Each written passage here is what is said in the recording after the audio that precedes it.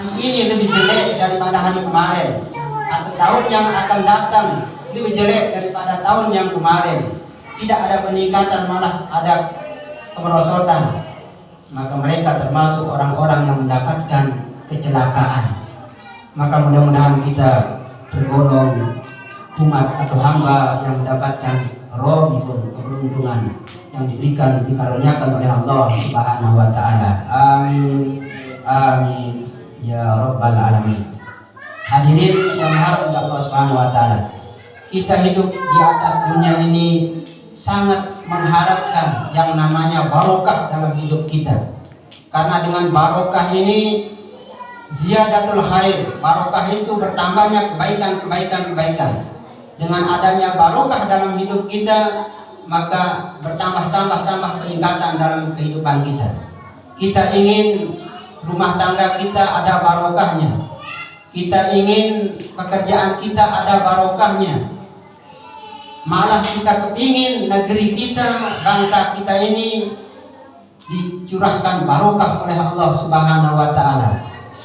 Karena dengan keberkahan akan melahirkan kedamaian, keberkahan akan melahirkan kesejahteraan, keberkahan akan melahirkan ketenangan, kenyamanan, sakinah di dalam kehidupan kita, baik berumah tangga, bermasyarakat, dan bernegara.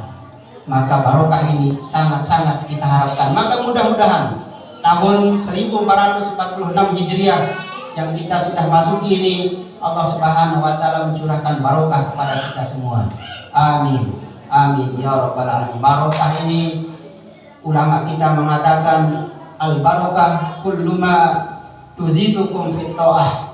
Barokah itu adalah salah satu definisi menurut para ulama kita, segala keadaan kita, segala situasi kondisi kita, mau jadi pimpinan, mau jadi komandan, atau mau jadi prajurit biasa, ada barokah. Jadi pemimpin ada barokah, maka dengan berdudukan menjadi pemimpin, menjadi komandan, kebaikan bertambah. Menjadi prajurit biasa ada barokah di dalamnya, maka bertambah kebaikan asbab kita menjadi prajurit biasa. Menjadi rakyat jelata ada barokah di dalamnya, maka bertambah kebaikan di dalam kehidupannya. Maka barokah ini tidak hanya kita pandang secara zuhir yang berhasil, yang sukses, yang makmur. Tidak, barokah itu kulluma tuzidukum fit ta'ah. Segala keadaan kita, baik mungkin kita diuji dengan wabah, diuji dengan penyakit, diuji dengan kekurangan harta, tapi dengan kurangnya harta, dengan sakit yang dikasih oleh Allah, semakin dekat kita kepada Sang Pencipta kita, semakin dekat kita kepada Allah Subhanahu wa Ta'ala, maka itu ada barokah di dalamnya.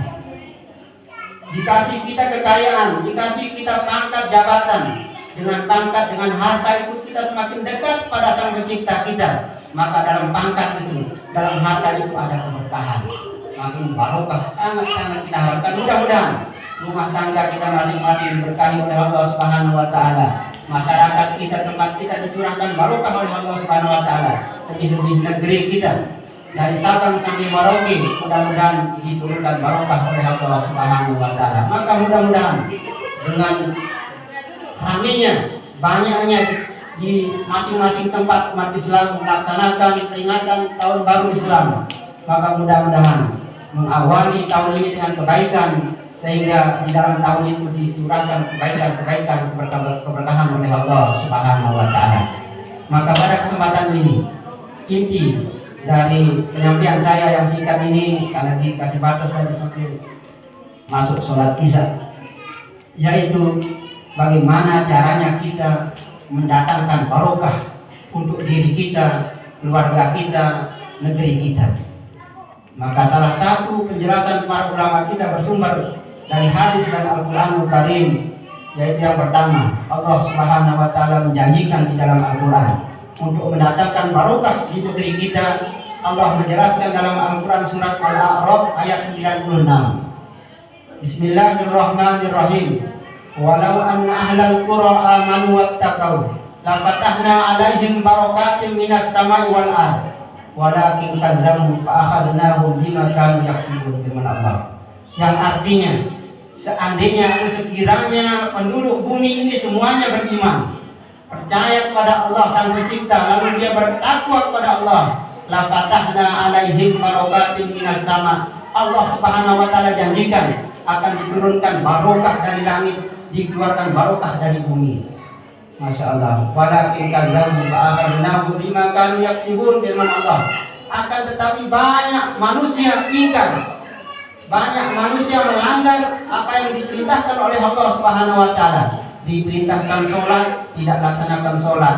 Diperintahkan taat pada orang tua, tidak taat pada orang tua. Diperintahkan taat pada pemimpin, kepada pemerintah, tidak taat pada pemimpin atau pemerintah, maka azab Allah akan diturunkan.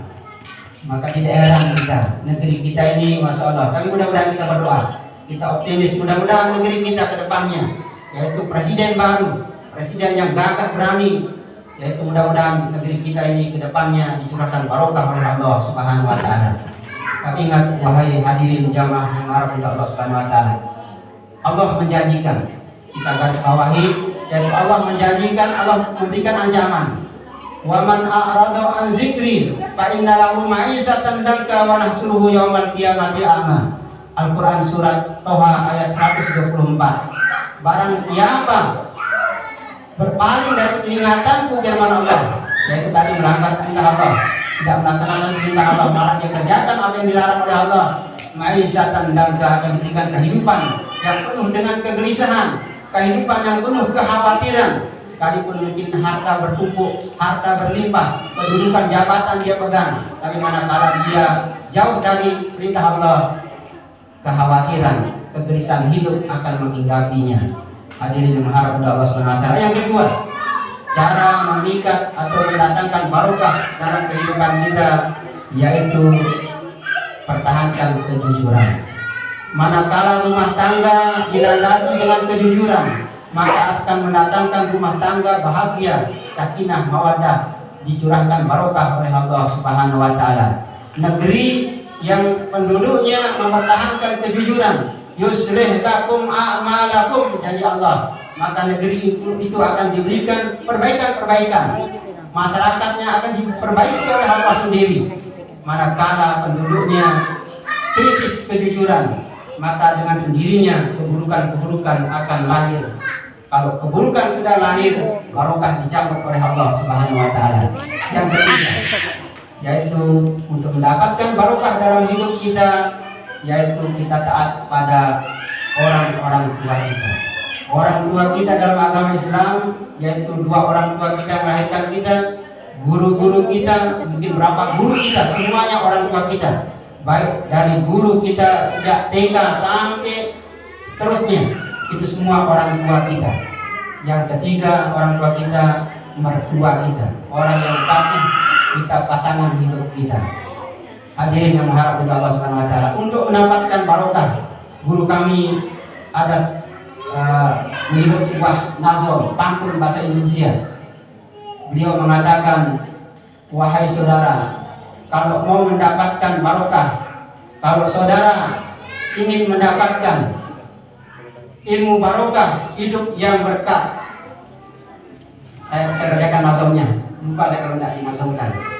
Kalau saudara ingin mendapat ilmu berguna, hidup yang berkah, kalau saudara ingin mendapat ilmu berguna, hidup yang berkah, guru ibu bapak wajib diingat, wajib dihormat, wajib ditaat, wajib dihormat, wajib ditaat. Masalah itu tadi. Kalau kita ingin mendapatkan barokah hidup kita, ilmu kita barokah, maka guru, orang tua kita harus diingat, wajib dihormat dan wajib ditaat.